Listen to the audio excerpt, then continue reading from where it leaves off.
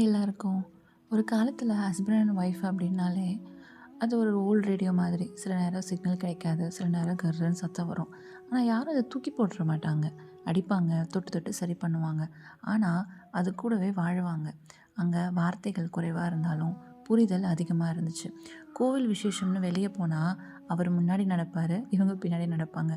ஆனால் அந்த silent love பெருசாக இருந்துச்சு. ஆனால் இப்போது ரிலேஷன்ஷிப்னு சொன்னாலே அது ஸ்மார்ட் ஃபோன் மாதிரி ஆயிடுச்சுல்ல. ஃபீச்சர்ஸ் நிறைய இருக்குது, பிரைட்னஸும் இருக்குது. ஆனால் சின்ன கோளாறு வந்தாலும் ரிப்பேர் பண்ண யோசிக்காமல் ரீப்ளேஸ் பண்ண பார்க்குறோம்.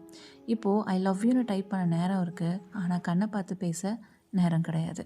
ஹஸ்பண்டும் ஒய்ஃபும் பக்கத்தில் பக்கத்தில் உட்கார்ந்துருப்பாங்க, ஆனால் ரெண்டு பேரும் வேறு வேறு ஃபோன் ஸ்க்ரீனை பார்த்துட்டு இருப்பாங்க.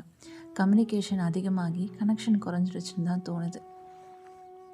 ஓல்டு ஜென்ரேஷன் கிட்டே இருந்து பொறுமையும், நியூ ஜென்ரேஷன் கிட்டே இருந்து எக்ஸ்ப்ரெஷனையும் ஏற்றுக்கிட்டா அந்த ரிலேஷன்ஷிப் எப்போவும் அழகாக இருக்கும்ல. பழையதாக இருந்தால் என்ன, புதுசாக இருந்தால் என்ன, அன்பு தானே பேஸு. காலத்துக்கு ஏற்ற மாதிரி நம்ம மாறினாலும் அந்த சோல் கனெக்ஷன் தான் பெர்மனெண்ட். ஓல்டு இஸ் கோல்டும் இல்லை, நியூ இஸ் கோல்டும் இல்லை. லவ் அண்ட் ரெஸ்பெக்ட் எங்கே இருக்கோ அங்கே தான் ஹாப்பினஸ் இருக்குது. உங்கள் பாயிண்ட் ஆஃப் வியூ என்ன? ஓல்டா இல்லை நியூ ஜென்ரேஷனா?